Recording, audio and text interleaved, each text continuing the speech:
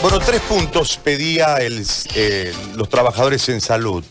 Estaban a punto de entrar en huelga, ¿no? Total, habían estado 18 días en huelga 18 días en huelga de hambre, ¿no? 3 pedidos. Sí, bioseguridad, pruebas y un centro de aislamiento y un lugar donde puedan atender al personal de salud para que se puedan recuperar y vuelvan a trabajar. Bueno, todo parece ir cumpliéndose de acuerdo a lo que nos ha dicho la dirección o la Federación de Trabajadores de Salud dirigida por Hurtado, por Pimpo Hurtado. Sin embargo, en el Hospital San Juan de Dios aparentemente hay un desacuerdo entre el gerente y el director, y obviamente se quejan de que el director jamás los ha recibido a los trabajadores. Han sumado fallecidos. Sí. Ayer han muerto personas allí, trabajadores. Ha muerto un médico también, ¿no? Sí, se ha reportado la muerte de un médico y también de un trabajador en salud, una compañera cocinera, según lo que nos han informado. Esto en el San Juan de Dios. Del otro lado, entre las promesas, entre los acuerdos, ya se había informado sobre las pruebas en uno de los hospitales COVID. Ayer se informó que en el Hospital de la Mujer, en la Percy Boland, también se ha instalado un laboratorio y también se ha informado que de a poco está llegando el material de bioseguridad. En realidad, ayer los trabajadores del Hospital San Juan de Dios hicieron una protesta extrema, se crucificaron un par de horas y han abierto una brecha de 24 horas esperando el cumplimiento de las autoridades del nosocomio. El encargado de desinflar el conflicto, de negociarlo el conflicto, fue Rolly Aguilera por parte de la gobernación, ¿no? El secretario logró impedir el paro y abrió un paréntesis para ir dotando de esto que era lo que ellos esperaban. Y me parece que en determinado momento, de acuerdo a lo que dijo Pimpo Hurtado, se ha venido cumpliendo, ¿no? Correcto. Está en la línea en este momento, tal como habíamos acordado ayer, Rolly, a quien saludo en esta mañana y agradezco mucho la posibilidad de poder conversar con nosotros. Rolly, ¿cómo estás? Muy buen día, primeramente. Y te paso a consultar este cuadro que nosotros queríamos refrescarle a la gente para escuchar sobre los avances que se van dando. Habida cuenta de que el conflicto todavía continúa en el Hospital San Juan de Dios con un nuevo plazo en esta otorgación de la bioseguridad, de las pruebas PCR para el personal en salud y el espacio para los caídos del personal de salud. Si nos puedes informar sobre eso, te agradezco y muy buen día. Buenos días, Gary, a todo tu equipo en Radio 1 y un gusto poder compartir y sobre todo informar a la población cruceña de los esfuerzos constantes que venimos realizando con nuestras limitaciones, pero con una dedicación plena para poder efectivamente brindar todas las condiciones necesarias, primero a quienes realmente están en primera línea combatiendo esta pandemia que nos ha azotado a todo el mundo y que sin lugar a duda ha desnudado nuestras grandes falencias, particularmente en los países que menos desarrollados y más aún en Bolivia, que nuestro sistema de salud realmente estaba precario. Pero yendo directo al punto y después tal vez aprovechar para compartir otras informaciones. Efectivamente, nosotros nos hicimos presentes hace un par de días y nos reunimos con Pimpo, el representante máximo de los trabajadores de salud, y donde nos expresaron sus grandes preocupaciones, particularmente con relación a las pruebas para poder determinar su negatividad con relación al COVID, luego de un determinado tiempo de días. En ese sentido, hay que tener 3 valoraciones.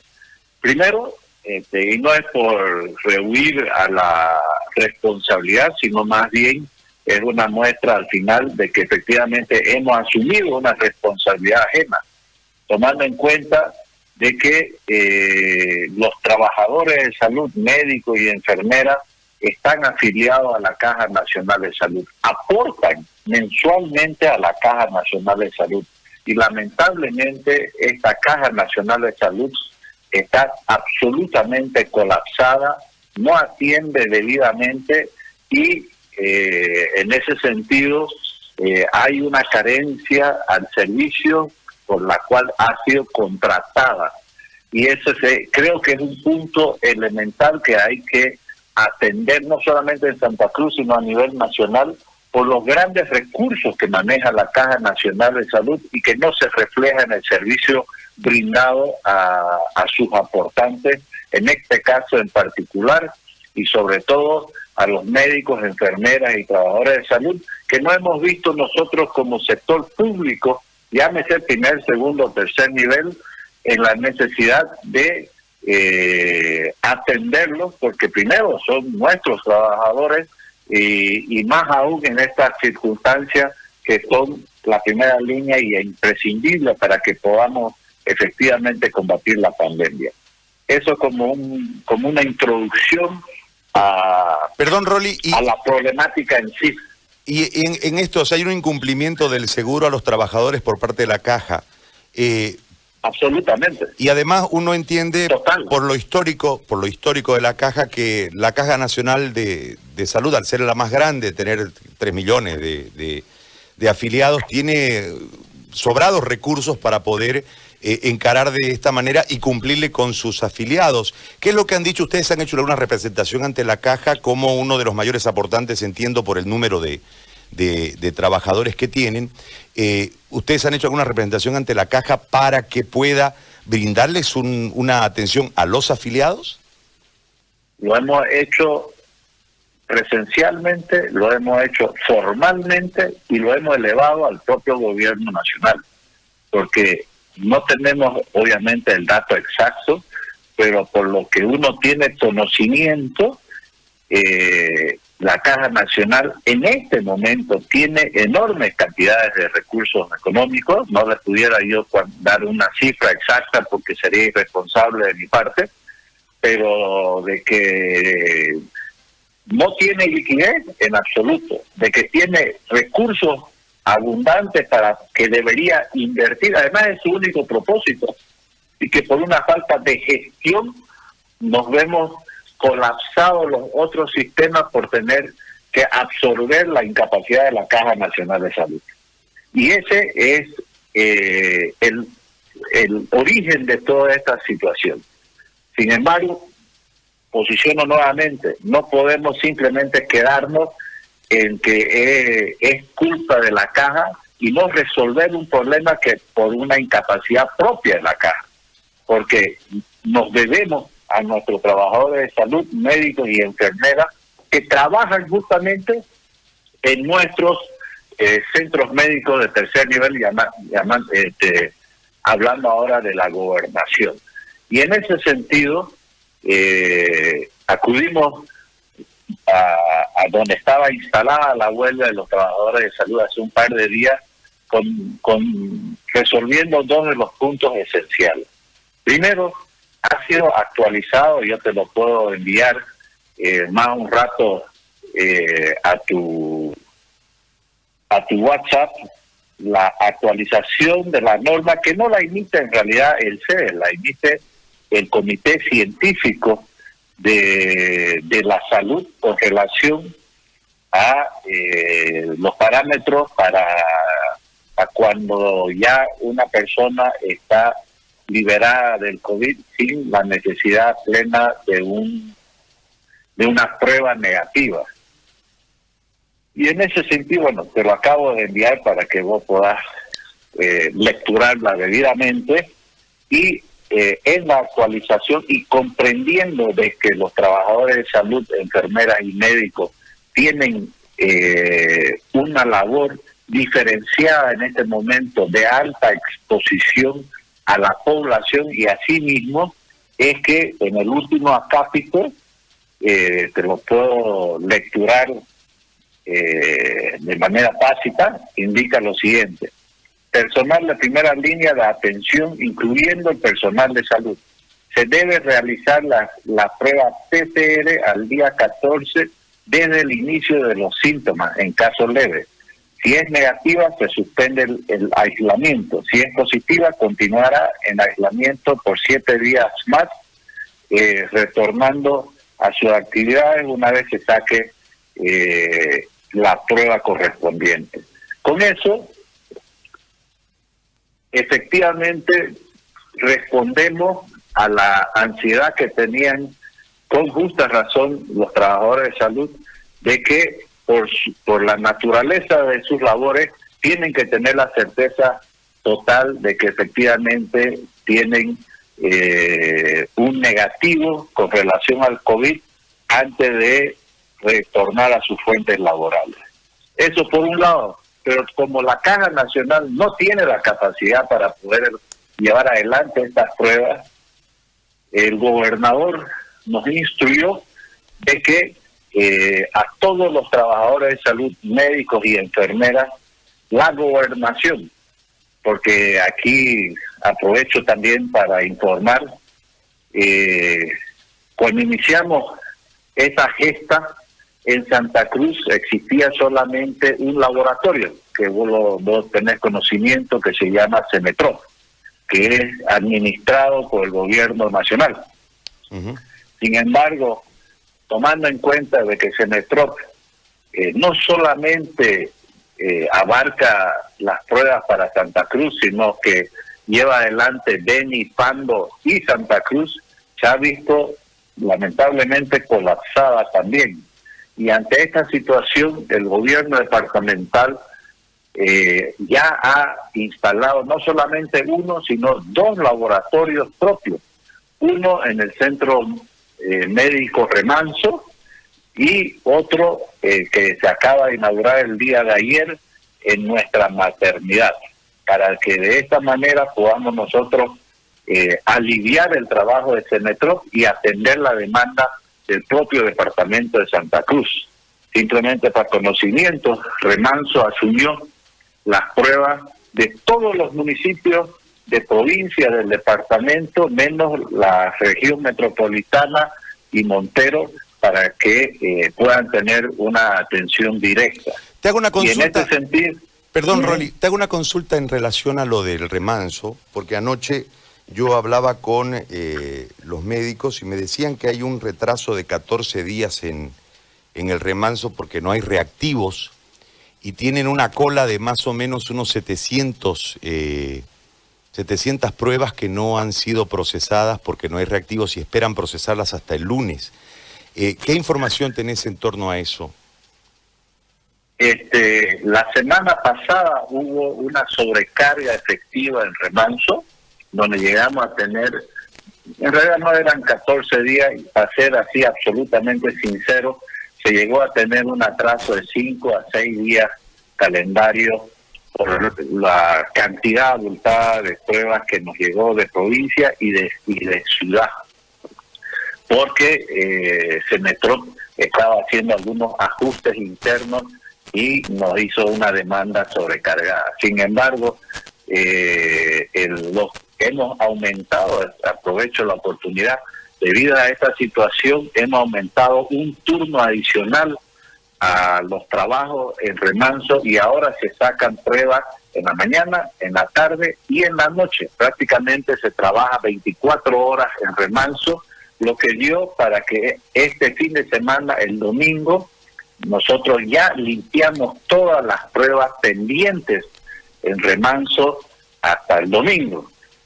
Y hoy y de ahí reiniciamos las tareas este pasado lunes. Hay una dificultad ayer, no de reactivos, sino de algunos insumos que en Bolivia hay dificultad de conseguir. Sin embargo, un laboratorio ya amigo nos ha comprometido a entregar estos insumos anoche y hoy reinstalamos. O sea, solo hubo un parate de un solo día para el procesamiento, no para así la toma de pruebas, y hay total normalidad en ese sentido el Remanso. Más bien al contrario, ya estamos trabajando no con un turno, no con 2, sino con 3 turnos continuos para poder dar una atención a la dimensión de la situación que tenemos. Sin embargo, no nos hemos quedado ahí. Estamos haciendo dos gestiones paralelas. Una ante la Corporación Andina de Fomento para poder adquirir un extractor automatizado para el equipo PCR de remanso, lo cual nos permitiría duplicar nuestra capacidad instalada por la automatización propia del equipo, que está bastante avanzado. Y otra ante Fomplata, que hoy tenemos un Zoom justamente con el máximo representante de Fomplata y el director del laboratorio Pasteur de Uruguay para compartir sus vivencias, y a su vez también Fomplata nos va a hacer entrega de un equipo ELISA de la marca Thunderbolt, para que podamos nosotros como gobernación, a través de este equipamiento, llevar adelante lo que se llaman pruebas rápidas de laboratorio de manera directa, y que estas van a ser priorizadas justamente a los trabajadores de salud, médicos, enfermeras, militares, policías y funcionarios públicos que estuviesen en primera línea para poder llevar adelante un tamizaje periódico con relación a su situación de salud, como a su vez también la adquisición de monitores para poder seguir equipando ya no las terapias intensivas, sino estamos también consolidando salas de terapias intermedias que son necesarias para cerrar el ciclo de atención dentro de la evolución de los pacientes. Rolly, entiendo que todo esto, es decir, ustedes se están desprendiendo de la política del Estado. Veo, por lo menos lo que observo con lo que me comentás, como que hay un desmarque del Estado central en relación a la estrategia. Está claro que la estrategia del Estado central ha sido absolutamente mal conducida, mal ejecutada o mal tomada. El final de todo esto nos hará seguramente el recuento de los daños y de ahí podremos observar. Te lo planteo desde ahí porque entiendo que todos estos problemas que hoy se tienen se hubiesen evitado si hubiese recursos económicos y si se hubiese seguido una estrategia clara que ustedes, para lograr un hospital, han tenido que hacer una acción popular. El gobernador dijo que iba a romper la institucionalidad, la lealtad institucional.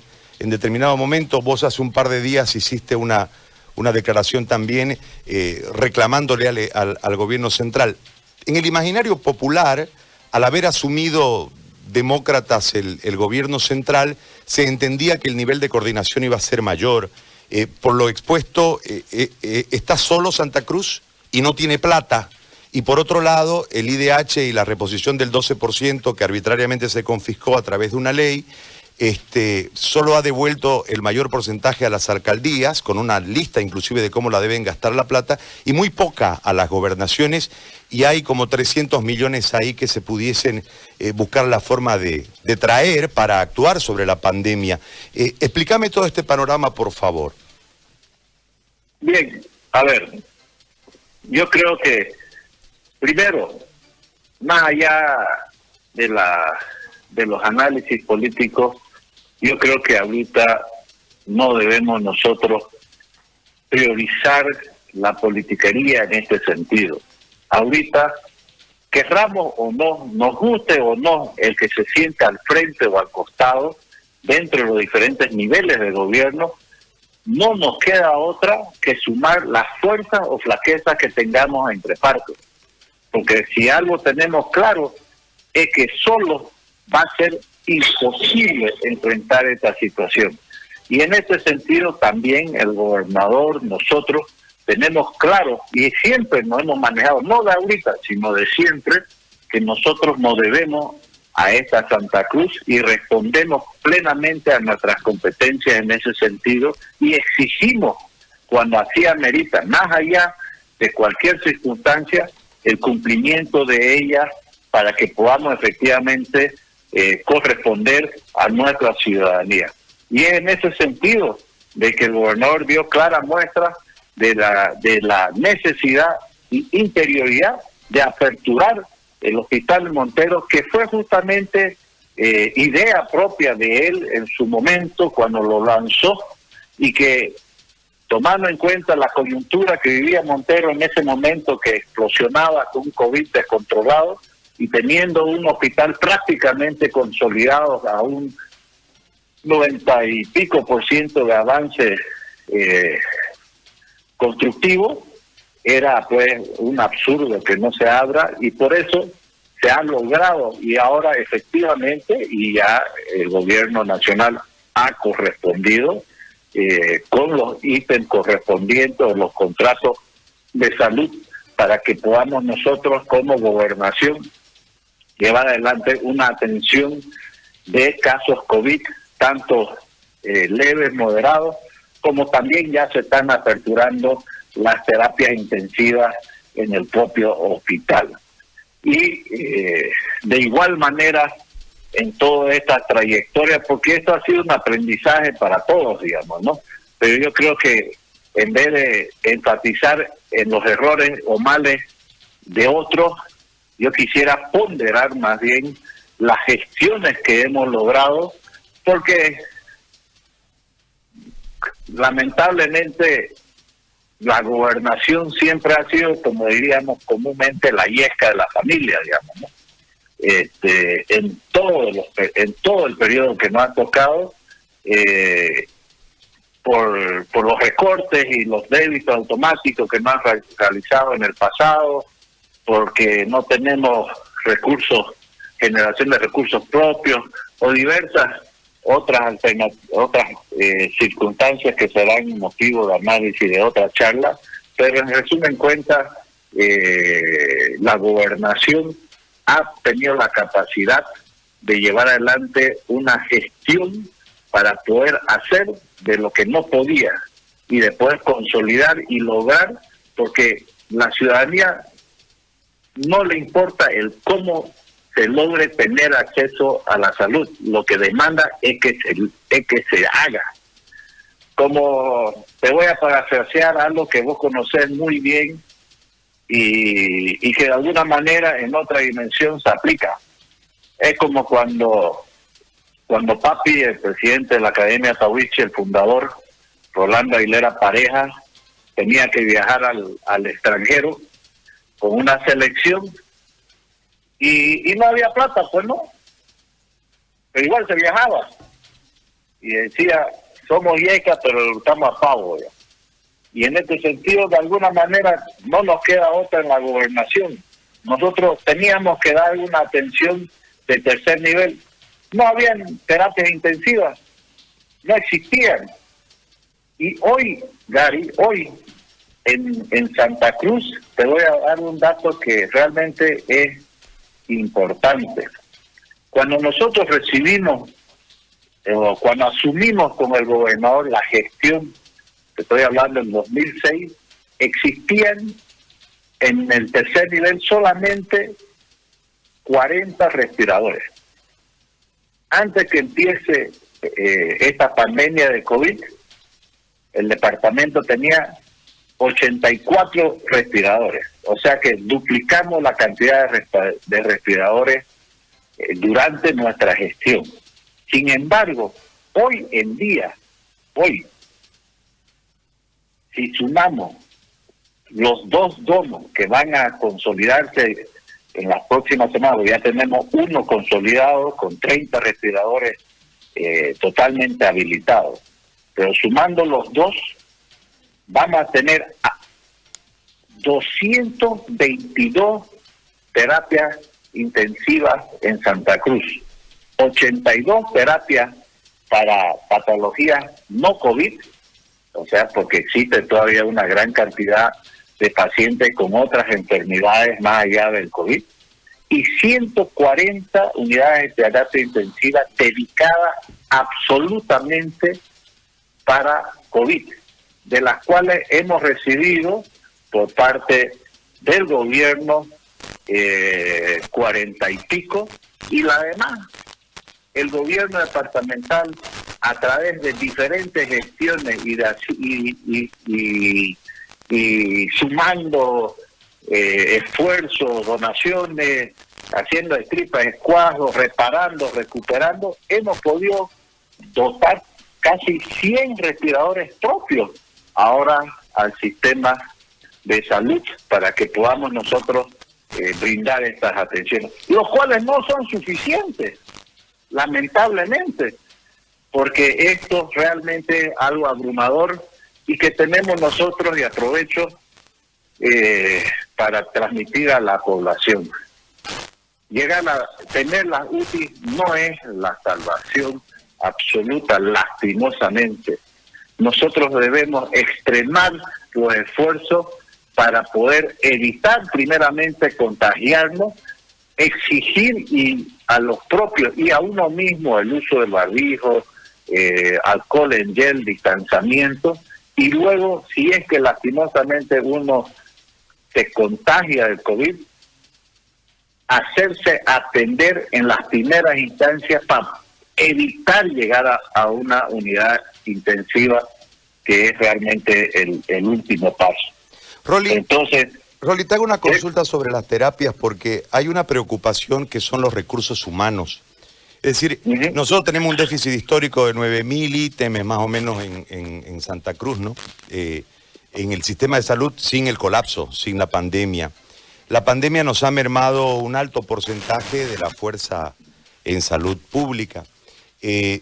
Esto, lógicamente, ustedes han conseguido, se prestaron de la UDABOL, les dio el gobierno, se las buscaron para armar medianamente el centro ahí en el hospital japonés y dotar a otros hospitales también, pero tropezamos con que las UTI no atienden solas, necesitan, según el cálculo que nosotros hemos podido averiguar, cada 4 camas se necesitan 6 personas por turno.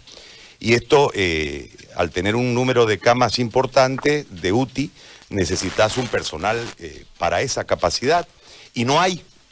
Entonces, ¿qué van a hacer con el personal que han pensado para que puedan funcionar? Porque una cosa es tener la cama, o sea, el lugar donde poner la cama, otra es tener la cama con todos los implementos correspondientes, y lo otro es la gente. Si te falta uno de cualquiera de estos elementos, no hay UTI. Entonces, en ese marco, ¿qué es lo que han hecho con el personal? ¿O qué van a hacer o qué piensan hacer con el personal? Ya, es que estamos haciendo, y aquí hay una doble dificultad. Primero, efectivamente, Santa Cruz, yo creo que Bolivia entera, tiene un déficit histórico de ítems de salud que también merece un análisis en sí solo para otra oportunidad, pero es una realidad. Entonces, ante ello, nosotros hemos estado llevando adelante gestiones y hemos logrado de que el gobierno nacional efectivamente dote, no de ítem, pero sí de contratos para poder atender y responder a COVID.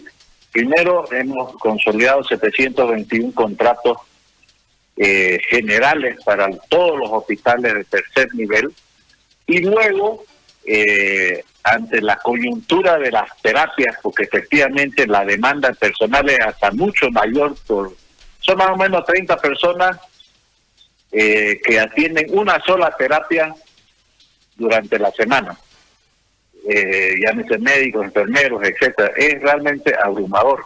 Solamente el primer domo del hospital japonés demanda, voy a poner en números redondos, pero son más o menos 140 personas las que demandan la atención de las 30 camas.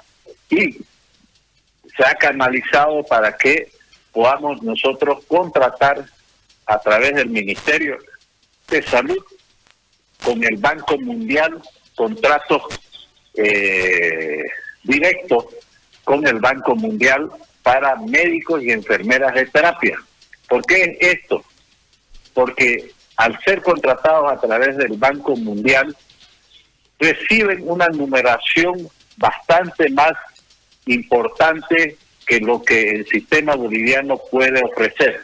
Y esto para poder motivar a los médicos y enfermeras, porque es un sacrificio de exposición directa, continua, los que están en las salas de terapia, y que obviamente necesita una motivación, como a su vez también